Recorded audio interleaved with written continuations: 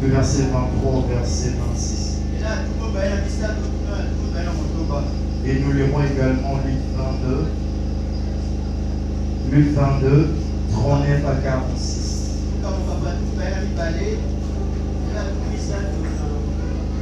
Et nous allons toucher pour finir Philippiens 4, le verset 13e. Je disais Matthieu 8, 23 à 26. Matthieu 8, 23 à 26 sont disponibles pour donner la parole de Dieu.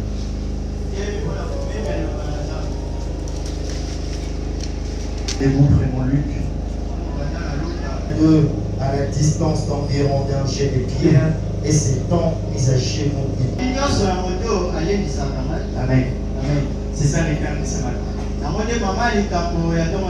Et je propose à ce que tu le dises à ton frère, pasteur de gauche, de droite, j'ai pris tout par celui qui me force. Il y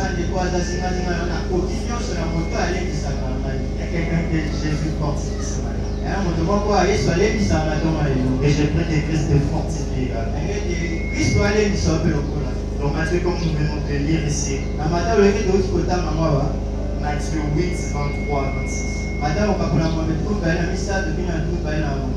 Bible dit que Christ avait renvoyé la foule et après quoi il a pris la barque et ses disciples le suivaient. Parce qu'il avait opéré beaucoup de miracles. Et après avoir produit tous ces miracles, ses disciples le suivaient. Mais tout à coup, il s'éleva une tempête. Une tempête. Et la Bible dit, la barque était agitée. Voire même l'eau entrait dans la barque. Mais chose étonnante, pendant que la barque était agitée, Christ dormait. Et ses disciples ont essayé de le réveiller. Être nous périssons, sauve-nous. Jésus se réveilla. Et il dit, homme de peu d'efforts, pourquoi avez-vous peur? Il menaçant les vents et la mer. Et lui un grand calme. Et nous venons de lire dans Luc 22, 39. Ainsi Jésus qui faisait la prière. Il dit, Père, s'il y a possibilité d'éloigner cette coupe devant moi, toutefois que ta volonté soit faite. Et je rentre dans Matthieu comme nous venons de lire. La Bible dit quoi? Les disciples appris que Jésus fait des miracles, ils suivaient Jésus. Ils n'ont pas suivi Jésus simplement par curiosité. Ou parce que Christ était leur maître, ils étaient dans l'obligation de le suivre. Mais parce qu'ils savaient que Christ était le conducteur. Christ est la voie. Il est le chemin. Alléluia. Amen. Christ sait directionner les pas de tout un chacun. Et celui-ci seulement si tu le suis. Ils ont compris qui était Christ pour eux. Et ils les ont suivis. Je vais dire à quelqu'un, ta compréhension de qui est Christ dans ta vie t'expliquera aussi le pourquoi tu le suis. La manière dont tu considères Christ va expliquer pourquoi tu le suis. Quelle est la raison pour laquelle nous suivons Christ? Quelles sont les motivations qui nous poussent à suivre Christ? Ils ont suivi Christ même dans la tempête. Alléluia. Amen. Qu'est-ce qui te motive de suivre Christ? Comme nous l'avons parlé, nous avons dit, Pierre a dit ceci. Nous te suivons parce que nous connaissons qu'en toi il y a les paroles de la vie éternelle. Il y a le parole qui donne vie à notre existence. Christ a ses paroles qui donnent la vie à notre existence. Christ est mieux que le miracle. Le miracle est certainement sert à un être physique, un besoin naturel. Mais la parole de Dieu nourrit l'âme intérieure. Et cette âme intérieure est précieuse de tout ce que nous entoure physiquement. Et les disciples ont compris qui était Christ pour eux. Dans la barque, Christ était là. Les seigneurs de l'univers étaient là. Les sauveurs étaient là. Il était dans la barque. Mais il soufflait une grande tempête. Donc il connaissait certainement qu'il allait souffler une grande tempête. Par son omniscience. Et il a permis qu'il souffle une grande tempête. Dis à ton frère, à ta sœur, le preuve. Le preuve existe. Mais je veux épingler un premier point. Et que le preuve, elle est inévitable et générale. Mais qu'est-ce que nous voulons dire par là? Le preuve ne dépend pas de tes prières. Que tu sois fort spirituellement ou moins fort, elle viendra quand même. Elle est inévitable. Elle ne dépend pas de ta bonne disposition. Elle ne dépend pas que tu sois chrétien ou pas. Elle ne dépend pas que tu sois d'une autre religion ou pas. Elle déclare: le malheur atteint souvent les justes, mais l'Éternel en délivre toujours. Et nous expliquerons la délivrance de l'Éternel. Comme je l'ai dit, elle est générale. Mais sachez que j'ai vaincu le monde. J'ai vaincu le monde. Ayez courage. Elle viendra. Elle viendra, j'insiste. Le preuve viendra. Et comme je l'ai dit dans plusieurs fois. Mais ce qui est étonnant devant nous, enfants de Dieu, nous sommes face à une situation bonne et calme. Nous ne cherchons pas réellement, franchement, la face de Dieu. Et quand les épreuves surgissent, on commence à te pointer du doigt. Certainement tu as des problèmes. Ah mon frère, tu dois beaucoup prier. Tu dois beaucoup chercher Dieu. Comme le pasteur la fois dernière nous a dit, c'est quoi beaucoup prier? Mais je me pose la question, beaucoup prier c'est par rapport aux heures que nous devons passer dans la présence de Dieu? Ou à être à chaque instant dans sa présence. Parce qu'on dit simplement tu dois beaucoup prier. Certainement il y a de mauvais esprits. Si tel est le cas, quelle est la prière que Job devait faire face à l'épreuve qu'il était? Est-ce qu'il devait prier, Seigneur, ressuscite mes enfants? Il a dit l'Éternel a donné, l'Éternel a repris. Ce que nous voulons éviter, elle est inévitable. Elle est certaine. C'est pas parce que tu évites cela qu'elle ne vient pas. Et elle secoue. Elle est générale. Christ est donc fondé sur quoi? Christ a promis cette épreuve à Gethsémani. Alléluia. Amen. Il a promis cette épreuve à Gethsémani.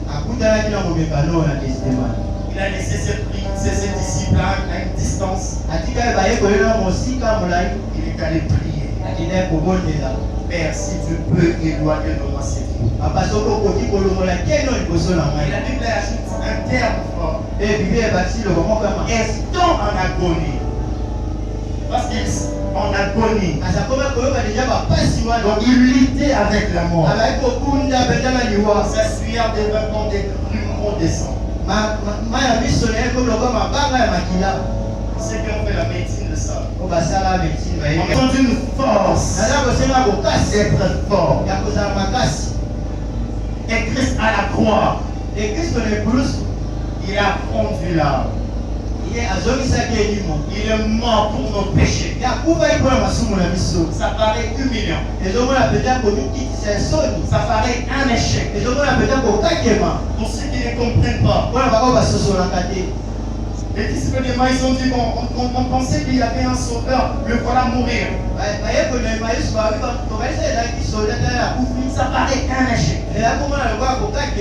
Ton épreuve peut apparaître un échec. Les tribulations peuvent apparaître un échec. Les problèmes peuvent apparaître un échec. Mais parce que Christ est dans la barre, peu importe la tempête, elle n'est pas un échec. Personne ne pouvait comprendre que la mort de Christ était une victoire. La mort de Christ n'était pas un échec, mais c'était une victoire. C'est par sa mort que nous avons une relation avec le Père. C'est par sa mort, la Bible dit qu'il a reçu un nom au-dessus de tout. Si Christ n'était pas mort, il n'allait pas recevoir le nom au-dessus de tout. Les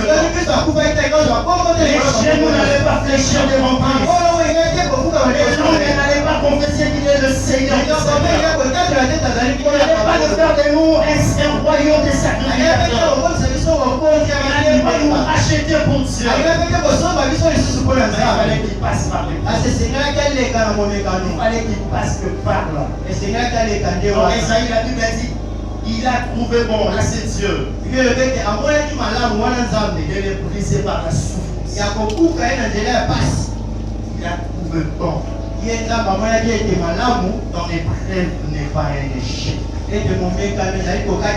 Quand tu seras, il nous a donné la capacité de le vendre. Ce n'est pas parce que toi tu peux le vendre. C'est parce que tu donnes la force de par son esprit de le vendre. Au nom de Jésus. Amen. Le preuve, elle viendra. Le problème n'est pas l'épreuve. Le grand problème n'est pas l'épreuve. Elle est inévitable. C'est comme la mort. Elle est inévitable. Mettons-nous en tête que nous quitterons cette terre. Elle viendra. Le problème est celle-ci. Le problème est celui-ci. Comment ou quelle est ton attitude quand l'épreuve vient? Ce n'est pas d'abord l'épreuve qui viendra. Je sais déjà qu'elle est inévitable. Mais quelle attitude prendre face à l'épreuve? Bien-aimé, es-tu déjà préparé à l'attitude de prendre aux circonstances qui viendront? Je vais dire à quelqu'un, tu n'as pas encore vécu ces épreuves. Donne-moi une bonne attitude. Rends-moi fort.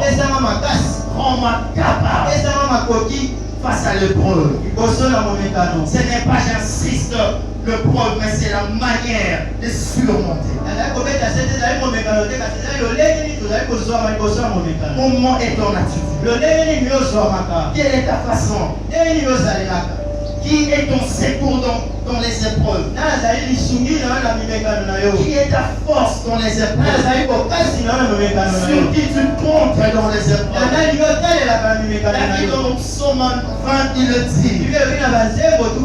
Cela compte sur leurs chars, sur leurs chevaux. Mais nous nous comptons sur l'Éternel. Nous nous appuyons à l'Éternel. Nous nous appuyons à l'Éternel. Là où tu t'appuies, L'éternel, c'est l'endroit où tu puisses ta force. Sur où tu t'appuies, c'est où tu puisses ton énergie. Là où tu t'accroches, c'est là où trouves-tu ta force? Certains s'appuient sur des bières. Ils cherchent une consolation dans le bière. Leur force est dans des bières. Ils pensent avoir de la pluie. Mais après ça, ils reviennent dans leur état naturel. Ils reviennent à leur état naturel. Et je vais insister encore. Le fait d'être chrétien ne veut pas te dire, n'est pas synonyme d'avoir un bon appui. Écouter des prédications ne te donne pas non plus cette possibilité d'avoir un bon appui. Ça va au-delà de ça. Je vais l'illustrer lorsque Israël avait pour Dieu l'éternel. Mais devant Goliath, ils se sont confiés à leur armement. Mais il fallait qu'il y ait un jeune qui s'appelle David. Il a dit, je te battrai au nom de l'éternel des armées que tu as ciel. Je les compterai sur le char des camarades. Mais je sais d'où je trouve et je tire ma force. Là où tu te confies, c'est là où se trouve. C'est confié en l'éternel. Mais Israël, quand bien était le peuple de Dieu, sa force s'est confiée sur les chars. Mais commence à prier sur l'éternel. Commence à prier sur l'éternel. C'est-à-dire quoi s'appuyer sur l'éternel? C'est-à-dire quoi se confier sur Dieu quand il y a les épreuves? Je sais que la tempête va souffler. Que devrais-je faire? Et je sais que Christ existe. Mais comment s'appuyer sur lui? Comment faire pour s'appuyer sur lui? Je nous propose 3 éléments. La première des choses, c'est de dépendre de Christ. La dépendance, c'est que la parole de Dieu ou Christ qui ait une influence sur ta vie. Et Christ puisse avoir de l'influence. Influencer ton âme, ton corps et ton esprit. Qu'il soit le seul maître.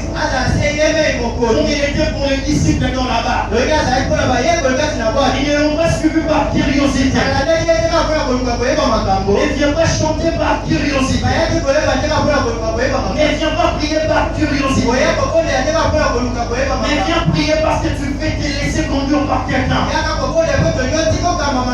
Et certainement parce que tu as fait un bon choix pour appuyer. Que Christ exerce une influence sur toi. Peut-être tu peux te dire comment Christ peut exercer une influence. La Bible a dit soumets-toi à sa parole.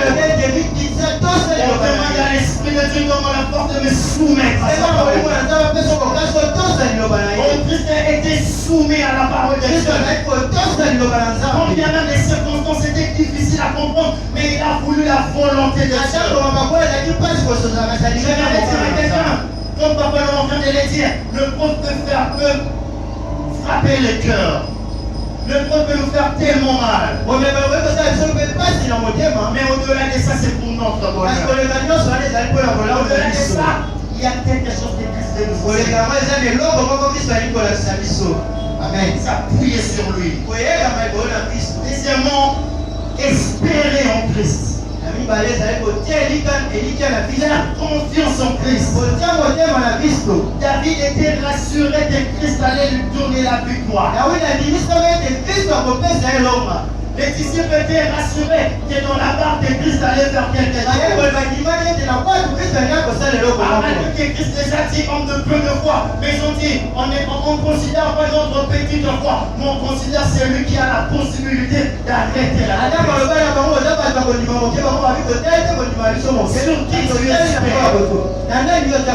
Ils savaient bien que Christ a la capacité de faire quelque chose. Moïse savait bien que Christ demande à la mer, vous allez faire quelque chose. Je ne sais pas s'il va nous faire passer par-dessus ou coupe par des sous, mais je sais qu'il fera quelque chose. Je ne sais pas le moyen que Christ empruntera pour me faire sortir, mais je sais qu'il me fera sortir. Je sais qu'il me fera sortir. Et troisièmement, s'appuyer sur Christ, c'est avoir sur lui le secours. Il est le secours qui ne manque jamais au temps de la détresse. Le secours qui ne manque jamais au temps de la détresse. Il est ce secours. À Gethsémani, Christ devant l'épreuve. Il avait besoin d'un secours venant de son Père. Venant de son Père. Il en avait besoin. Bien-aimés, nous avons besoin d'un secours.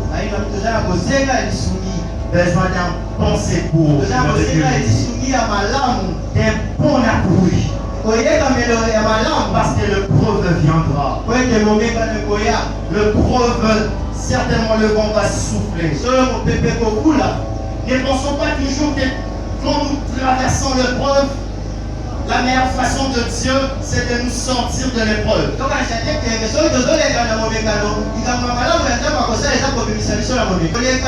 C'est ce qui compte encore beaucoup plus de surmonter. Je n'échangerai plus la volonté de Dieu, mais je me soumets. Alors j'ai besoin de surmonter l'épreuve.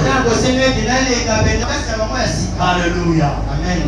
Pendant l'épreuve, c'était à ses disciples de consoler Christ, mais c'est Christ qui vient leur fortifier. Parce que Christ avait de forces nouvelles venant de Dieu. La Bible a dit tout don parfait, toute grâce excellente vient du Père de la lumière. Nous avons besoin d'une force. La force qui vient de Dieu. Nous avons besoin de renouveler la force. D'avoir une nouvelle force. Et cette force ne peut venir que de l'éternel de Dieu. Écoutons ce que la Bible dit. À ceux qui s'appuient ou ceux qui se confient en l'éternel renouvellent leur force. Ils prennent le vol comme les aigles. Ils courent et ne se lassent point. Ils marchent et ne se fatiguent pas. Ils marchent et ne se fatiguent pas. Je nous parle des trois catégories de personnes, de ceux qui se confient en lui. Première catégorie, ils sont comme des aigles. Ils sont comme des aigles. Ils volent. Ils volent. Ils prennent de l'auteur. Ils prennent de l'auteur. Je prie au nom de Jésus. Que Dieu te donne la force de surmonter, de voler très haut. Parce que tu confies en lui. Et la Bible ajoute encore une autre catégorie. D'autres personnes courent. Mais ils ne se fatiguent pas. Ils marchent mais ne se fatiguent point. Ils marchent et ne se fatiguent point. Sur ce chemin que nous avons pris, le chemin de suivre Christ, je prie que tu ne te fatigues point. Que Dieu te donne de la force de marcher sans s'arrêter. Et la Bible ajoute encore, ceux-là qui marchent, ceux-là qui courent, et ceux-là se point. Au nom de Jésus, tu ne vas pas te lasser. Parce que l'Éternel est ta force. Que l'Éternel devienne ta force. Je passerai l'épreuve. J'ai besoin de rester debout. Parce que le but de l'épreuve, ce n'est pas la mort. Le but de l'épreuve, ce n'est pas la maladie. Le but de l'épreuve, c'est de toucher à ta foi. C'est de toucher, de bouger ta foi. Donc Satan n'a pas voulu d'abord tenter Job pour sa maladie. La maladie était un élément pour passer passer en train de déstabiliser sa foi. C'est pourquoi on a besoin de garder notre cœur en Dieu. Si Dieu a laissé le diable à tenter Satan, parce qu'il savait que son cœur était fortifié à l'époque. Bien-aimé, ton cœur est déjà fortifié. Ton cœur est déjà fortifié. Le cœur de Christ était fortifié. Il a prié. Et dans Anagonie, il prie encore beaucoup. Des fois, quand nous traversons les épreuves, on a du mal à prier. On se demande, est-ce que Dieu m'exauce pas? Mais la Bible dit que Christ a beaucoup prié. J'aimerais finir par ce témoin. On a connu une grande douleur. Ici à l'église. Et beaucoup plus en bas. Perdre quelqu'un de cher n'est pas si facile. Et le problème n'est pas la perte de la personne. Notre attitude après la perte de la personne. Quelle est ton attitude? On a eu à prier pendant qu'elle était malade. Maman était malade. Et l'Éternel a voulu donner sa volonté. Et c'est sa volonté était la meilleure. La meilleure de toutes les volontés. Et pendant que j'ai prié, je disais à Dieu, Seigneur, qu'est-ce que tu veux nous enseigner? Dieu nous a répondu. Et j'aimerais te poser aussi cette question. L'Éternel m'avait posé. Il m'a posé cette question. Est-ce que nous pleurons la séparation ou le sort? Tu pleures la séparation de la personne ou le sort? Souvent on pleure le sort. Parce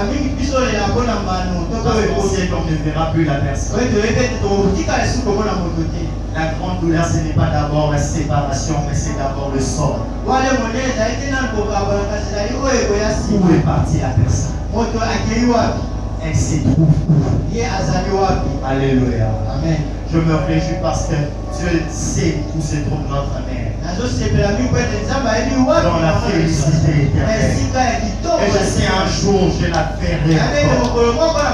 Dans les rassemblements de saints. Nous la verrons encore. En d'autres termes, la mort n'est pas la mort, mais la mort est un gain. Ne pleurons pas toujours la séparation, certes. Physiquement ça fait mal, mais beaucoup plus je la verrai. La plus grande douleur c'est celle de savoir si elle est partie loin du Seigneur. Parce que c'est une séparation éternelle. Elle ne peut plus revenir. Mais je sais là où elle est. Et pendant cette moment, nous avons reçu beaucoup de témoignages et des visions de personnes. Ça a été un moyen pour que Dieu fortifie notre foi. Peut-être les diables a pensé par cette épreuve écraser notre foi. Nous voilà porter la parole de Dieu afin de bénir son peuple. Mon Dieu nous traversera, mais Dieu te donnera la force. Si il a donné la force à la famille Mayobo, c'est possible que tu le donnes. Il est le seul qui assure et se protéger ses enfants. C'est un Dieu fidèle. Il a dit par sa parole. Tu ne te couleras pas.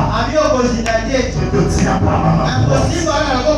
Aux jambes étaient forts. Parce que son cœur était en Dieu. Et je te dis en principe, donne ton cœur à Jésus. Sois guidé par Christ. Alléluia. Amen. Je te donnerai de la force. Il donnera de la force. Et un jour pendant que je dormais, je faisais ces rêves. J'ai vu quelqu'un me tenir avec ses pieds dans les yeux. Il m'a dit, regarde très haut. Et je lui ai dit, comment est-ce que je vais laisser ce qui se passe? Il a dit, regarde. Et pendant que je regardais, j'ai vu quelqu'un, on adorait une personne.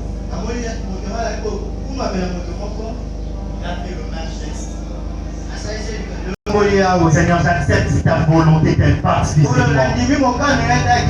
Mais je suis béni parce qu'elle est avec toi. Bien-aimé, quel sera ton sort? Ne garantit pas une destination. Dans certaines religions, on fait des prières pour le mort. Peu importe la prière, la personne ne sera jamais sauvée. Tu veux être sauvé, donne ta vie à Jésus. Marche avec lui. Dépends de lui. Confie-toi en lui. En lui. Et il sera ta force. Il sera ton soutien. Parce que c'est Dieu sur qui nous comptons, il ne ment point. La famille Mayombo a fait cette expérience. Il ne ment point. Nous l'avons vu. Et nous avons gardé la foi. Que Dieu te bénisse. Le volet, nous allons prier.